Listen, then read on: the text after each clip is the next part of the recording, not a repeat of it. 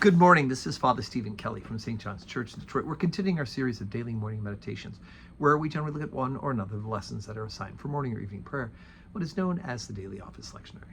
Today for Thursday, let's continue working through this story in the fourth chapter of St. John's Gospel. Remember yesterday we heard about Jesus who encounters this Samaritan woman at the well. And of course he has this discussion with her and first of all, she's shocked that a man would be talking to a woman unescorted, and the fact that she's a Samaritan, it is scandalous that he would be talking to her. Jews don't talk to Samaritans. Remember, Samaritans are heretics. Americans are people who have a syncretistic religion. They've taken the Jewish revealed religion and they've combined it with other local false religions. They believe they're the ones who have the truth, but of course what they have is a distortion of the revealed truth that God gave to the people, the descendants of Abraham, Isaac, and Jacob. They too are descendants, but they're following the wrong religion. So at the end, Jesus says that he has water, that if you drink this water, she says, how are we going to get water from the well? You know, the stone's heavy and it's very deep, and how are you going to get it, the water? And he said that he has the living water, and if you drink the living water, that you'll never thirst. So we pick up right after Jesus says that. Verse 15, chapter 4. The woman saith unto him, Sir, give me this water, that I thirst not, neither come hither to draw. Jesus saith unto her, Go, call thy husband, and come hither. And the woman answered and said, I have no husband. Jesus said unto her, Thou hast well said, I have no husband. For thou hast had 5 husbands, and he whom thou now hast is not thy husband.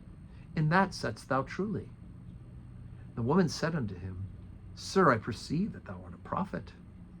Our fathers worshipped in this mountain, and ye say that in Jerusalem is the place where men ought to worship.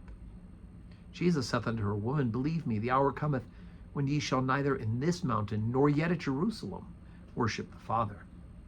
Ye worship what ye know not. We know what we worship, for salvation is of the Jews.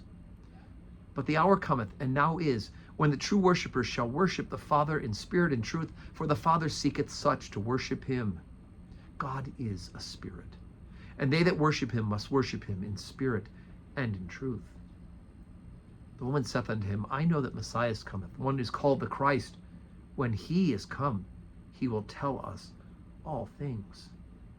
Jesus saith unto her, I that speak unto thee am he. Okay, so wow, what an incredible scandal. Not only is Jesus talking to a woman unescorted, not culturally sensitive, and talking to a Samaritan, which is theologically incorrect, but he's also talking to a sinner, a woman who's had 5 husbands and she's living in adultery.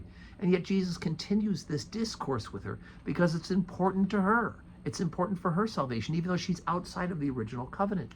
Now, when Jesus confronts her with this fact that she's living in sin and she's had 5 husbands, her reaction is, I sense that you're a prophet. And it's almost like she changes the subject. She doesn't want to talk about the 5 husbands or the guy that she's shacking up with, right? So she changes the subject and she starts talking about, I sense that you're a prophet. Our fathers worship on this mountain, etc. You say in Jerusalem. Again, she's exposing the theological issues, which for a 1st and 2nd century Jew to Christian convert, this would have made perfect sense, this discussion. Those of us a couple centuries later need the background material. We need to study it that way.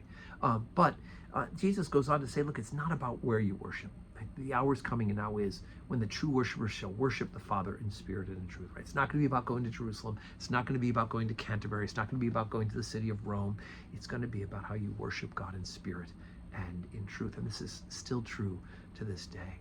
And yet it is to this woman, Samaritan, sinful, that he reveals for the first time that he is, in fact, the Messiah, the promised one of God.